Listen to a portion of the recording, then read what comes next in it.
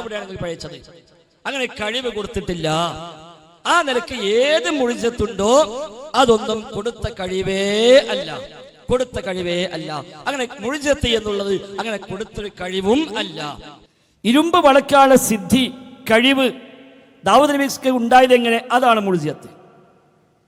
ദാവൂദ് നബി വളച്ചാൽ വളയും. അത് എങ്ങനെ വളയലുണ്ടായി?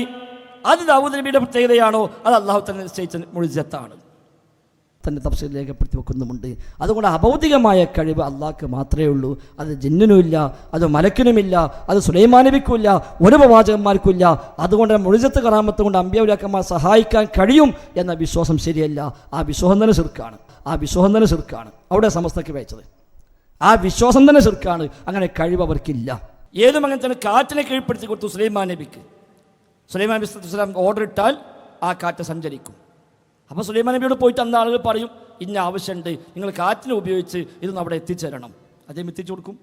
ആ വിശ്വാസം തന്നെ ശിർക്കാണ്. മുഴുജിയത്ത് കൊണ്ട് കറാമത്ത് കൊണ്ട് ജീവിതകാലത്ത് ദുആ ചെയ്യാൻ പറഞ്ഞതുണ്ട്, അത് പ്രകടിപ്പിക്കാൻ ആവശ്യപ്പെട്ടതുണ്ട്, അത് വെല്ലുവിളിച്ചതുണ്ട്, അത് മുഖേന അവരോട് സഹായങ്ങൾ ചോദിച്ചതുമുണ്ട്. അതിലൊന്നും ആർക്കും തർക്കമില്ല.